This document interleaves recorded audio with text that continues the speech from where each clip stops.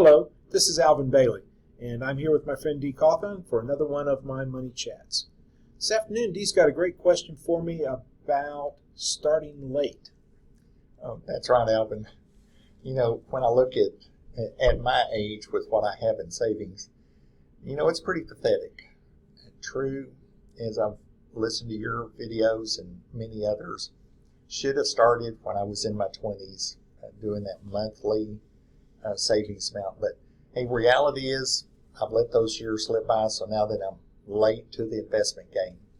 So here's to counter that. Maybe it's a little risky, but I've been buying stocks that swing. I use a couple of stocks that they drop down $4 or $5, and I'll buy them, and I watch, and they'll go up the same amount, 4 or 5. I'll sell. Certainly not getting rich, but I'm trying to get those increments where I'm making a little bit of extra money. But I was looking at the charts and thinking, if I'm so confident doing that, why not short them as the prices are coming back down? And, the concept would be, look, I'm making money when it's going up.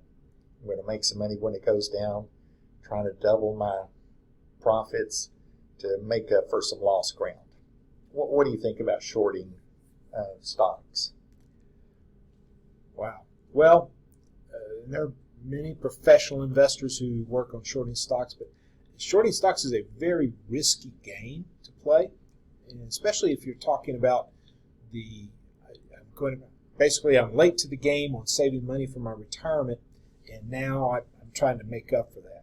The challenge, the mechanics of shorting a stock are that basically you borrow the stock from someone else. And so you go to your broker and say, okay, I want to short this company ABC. And then so I borrowed somebody else's stock and I sell it. Now, the whole time that this stock is sold, you basically have Fred's stock over here, and you've sold it.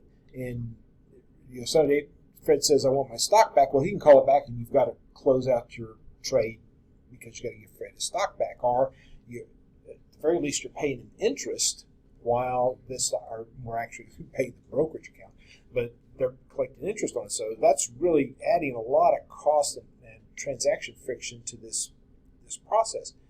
And then there's the other problem in terms of working out the whole mechanics of, how sure are you that this stock is going to go down? Because frankly, nothing's very ever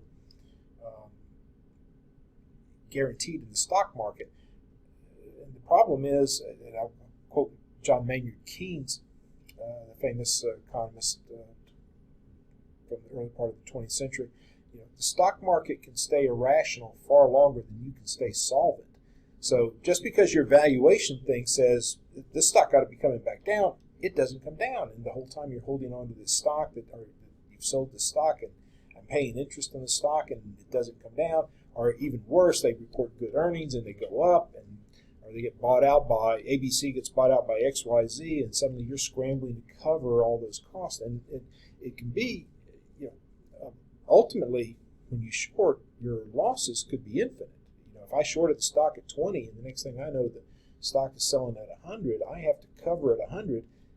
I've lost a lot more money than I ever put forward in the first place. Whereas if I simply buy and sell, buy now and then I sell it when it reaches a point, and then I buy back when it comes a little lower, my losses are contained. I can never, if I own the stock, or it can only go to zero. Now, that rarely happens, but it does happen. So, especially if you're dealing with some of these speculative pieces.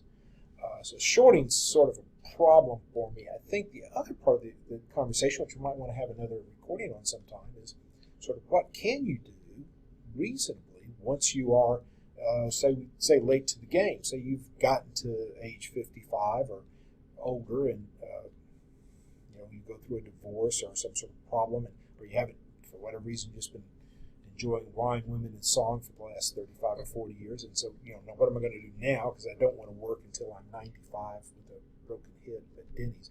That's probably another conversation. But shorting is a very difficult process, and I just highly discourage it, especially if somebody's trying to make up lost ground. It's just dangerous. And let me give you one of my analogies in closing. It's like, you and I were talking about maybe going down to Dallas, Denison, 75, 80 miles north. If we're going to get to Dallas next week, we got a lot of opportunities to get to Dallas next week. We could walk, we could catch a bus, we could drive our cars, we could drive separate cars, probably we could go rent a motorcycle. So we plan ahead, and we got next week. You come in here and tell me, Alvin, we need to be in Dallas in 45 minutes. The number of choices that we have are pretty limited to make that kind of a trip. So that would be but it would be a very risky trip to get us to Dallas in the next 45 minutes. So I think that's sort of what you're talking about, is if I suddenly realize I've reached a certain age and I need to get to Dallas in the next 45 minutes, how can I do that? I think we'd have a lot to talk about. Yeah, that is a good analogy. So thank you for that question, Dee. This is Alvin Bailey with our Money Talks